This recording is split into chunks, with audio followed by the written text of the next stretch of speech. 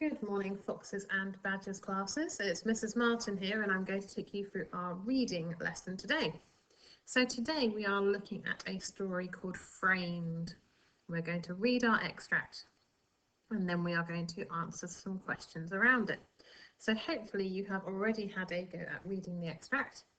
If you have not, can you pause the video here for me and read up to page 7.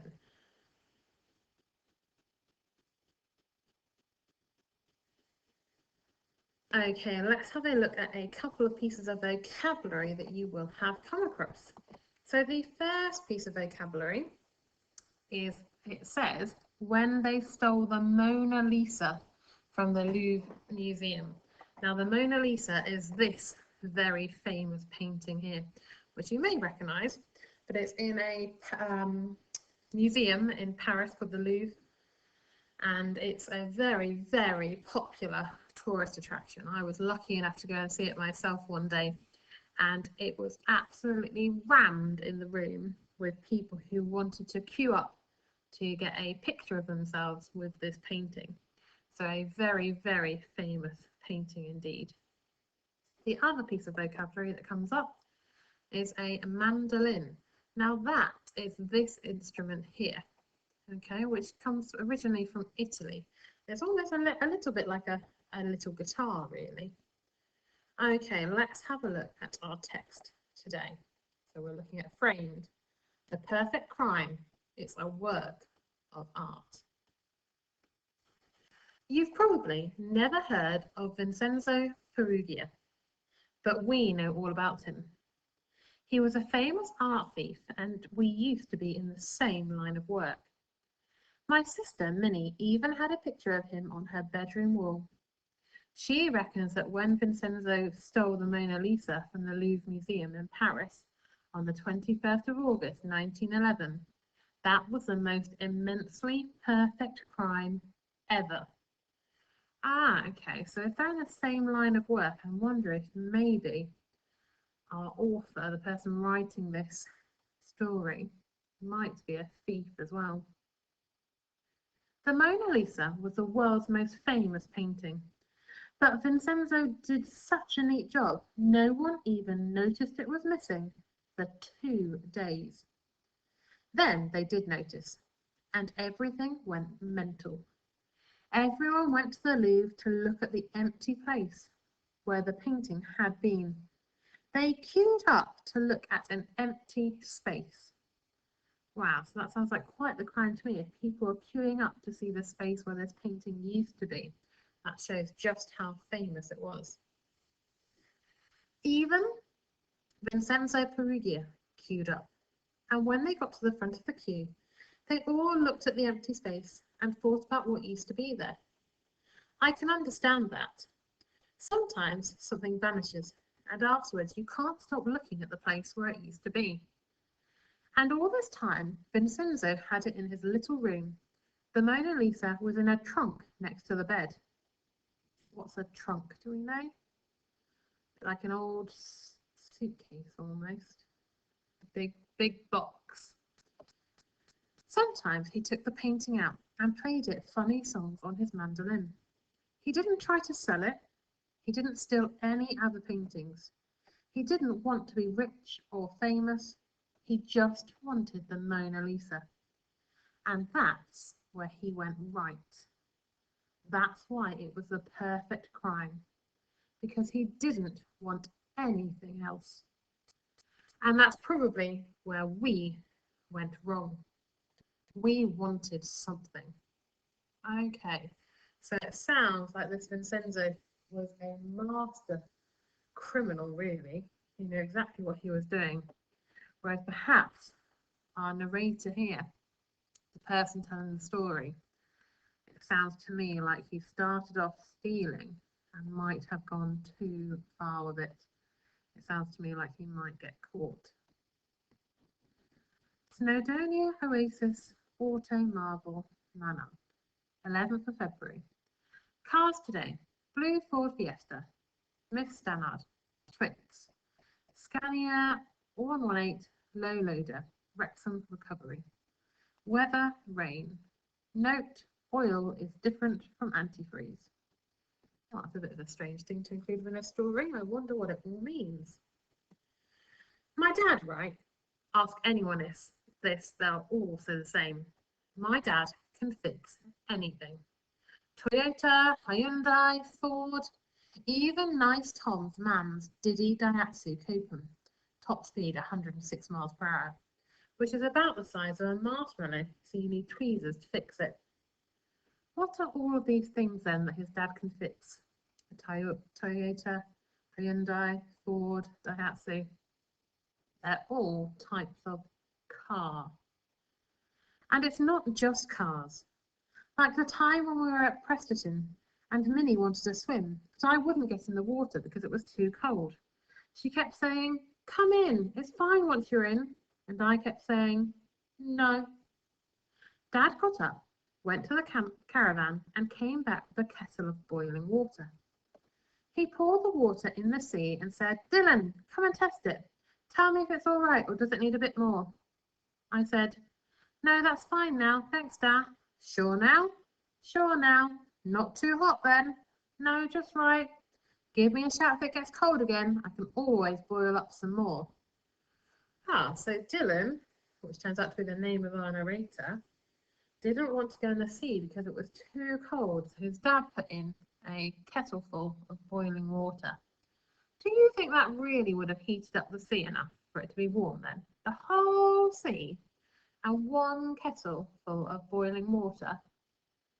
I'm not sure about that. Then Minnie splashed me and I splashed her, and we stayed in the water till the sun went down. He fixed the sea for us. Now that is a thing to be admired. Do we think Dad really fixed the sea? Do you think maybe he might have tricked Dylan into thinking it would be warmer? Maybe he just made Dylan brave enough that he was willing to give it a try. My big sister, Marie, never came in the water, even after Dad fixed it. She said, "Have you any idea what seawater can do to your hair?" And later on, when we were playing Monopoly in the caravan, she said, "Did you really think that one kettle of water could warm up the entire Irish Sea?" I said, "Not the whole sea, obviously, just the bit we were swimming in." Do you think that's how it works? Is it going to just heat up that one little area? I'm not sure. "Yeah, like that would really work," said Minnie. "Let me explain the physics." "Minnie," said Mam, "Euston Road, 3 houses, £270, please." Typical of Mam, by the way, cleverly changing the subject like that. What do they mean, cleverly changing the subject like that? It sounded to me a bit like Minnie and Dylan might have started having a bit of an argument. So rather than letting them argue, Mum has got them talking about something else instead. Obviously, I know now that the kettle didn't warm up the sea, but that's not the point.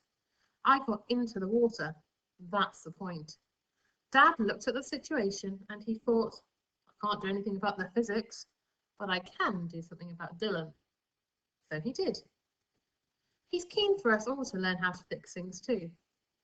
That's how I came to helping him with the oil change on Miss Stannard's blue Fiesta, top speed 110 miles per hour. I don't know how I came to make the mix-up about the oil.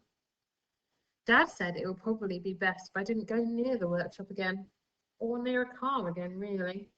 He was quite calm about it. He said it was the kind of thing that could happen to anyone. Anyone who didn't know the difference between motor oil and antifreeze, that is. So what do you think happened here? What mistake do you think Dylan did?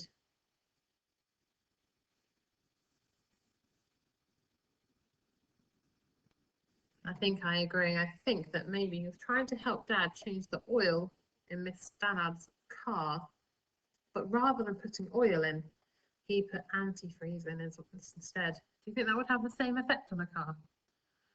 No, I don't think it would be very good for the engine at all. After that, Mam said I could take over the petrol log. That's the massive red book next to the till where we write down all the petrol sales so we can track supply and demand. Supply and demand, what do you think that phrase means? So supply and demand means they need to buy petrol into their shop and then they sell it again. but they don't want to buy too much and then not be able to sell it. But they also don't want to buy too little and then have customers who can't buy anything off of them. The book is red with gold patterns on the front. It looks like a Bible. Mum got it in a car boot sale. Car boot crazy at the Dynamo Blanford Football Club ground for 50p. It's got over 1,000 pages. We only use about a page a week, so it should last us 20 years. Bargain. No disrespect to Mam, obviously, but she was probably too busy with the new baby to make the most of that job. She just wrote stuff like 10:20 a.m., 4 gallons unleaded. So she was writing down what she had sold. Whereas I put down all the detail, the make, the year, name of the driver, anything. I'd stay on the forecourt from home time till tea time. Sometimes nice Tom would come and sit with me, and if he says something like, Mr. Morgan's offside back tyre is Baldy, I'd put that down too. So you used to write down all of the details about the cars that came in to the garage. And you used to jot them all down in this special big red book. When Dad saw it, he said, Dylan, you have made a 50p petrol log into a database. That is something to be admired. So a database, if you were thinking about that now, would be, you'd normally get them on a computer, maybe on an Excel document, and it would have loads and loads of information on it. And Dylan was managing to record all of that information in just this plain red book. A database is very useful. For instance, when Dad read Mr. Morgan, offside back tyre Baldy, he sourced a new tyre and offered it to Mr. Morgan. So a job that would have gone to Acres of Tyres in Harlech came to us instead. It saved Mr. Morgan time and it made us money. That's market research, and I did it. And that, said Dad, is how the Hughes family operates. Everyone has his job to do, and everyone does it well. The Hughes family is an unbeatable team. We are the Brazil of Snowdonia. I think they might mean by the Brazil of Snowdonia.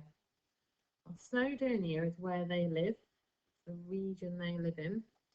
If they're the Brazil of Snowdonia, what do you know about Brazil? What is Brazil really good at?